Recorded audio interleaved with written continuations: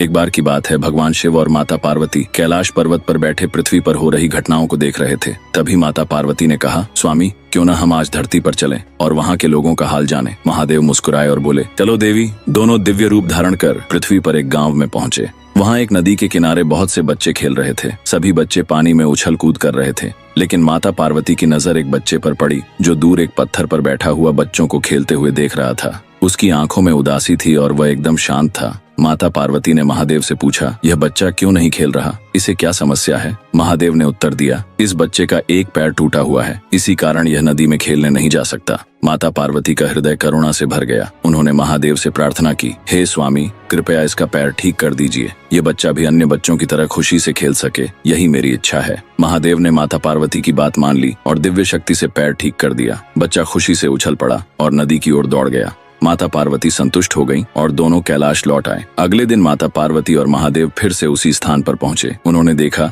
कि अब वही बच्चा नदी में अकेले खेल रहा है और बाकी सभी बच्चे किनारे पर बैठकर उसे देख रहे हैं। बाकी बच्चों के चेहरों पर भय और असहजता थी। माता पार्वती को यह देखकर हैरानी हुई। उन्होंने महादेव से पूछा, स्वामी यह क्या हो रहा है? कल तो सभी बच्चे मिलकर खेल रहे थे, अब यह बच्चा अकेले क्यों खेल रहा है और बाकी दूर क्यों बैठे हैं? महादेव ने गंभीर स्वर में कहा, देवी, यह बच्चा पिछले जन्म में एक अत्याचारी राजा था। वह निर्दयता से अपने प्रजाजनों को पीड़ित करता था। अपने पापों का प्रायश्चित करने के लिए इसे इस जन्म में विकलांगता का दंड मिला था, लेकिन आपके कहने पर मैंने इसका पैर ठीक कर दिया। अब इसके कर्म चक्र में बदलाव हो गया। पैर ठीक होते ही इसने अपनी पुरानी आदतें अपना लीं और इन बच्चों पर हावी हो गया। उसने अपनी ताकत और अभिमान से सभी को डरा दिया, इसलिए अब ये बच्चे इससे दूर हैं। माता पार्वती को यह सुनकर गहरी सीख मिली। उन्होंने कहा, स्वामी क्या इसका जीवन चक्र हमेशा के लिए बदल गया? महादेव बोले, कर्म चक्र सदा चलता रहता है। इसका स्वभाव और व्यवहार ही इसे नए परिणाम देंगे, लेकिन यही जीवन की सच्चाई है। हर व्यक्ति को अपने कर्मों का फल भोगना ही पड़ता है। कुछ समय बाद बच्चे के व्यवहार को देखकर उसके माता पिता ने उसे सही मार्ग पर चलने की शिक्षा दी।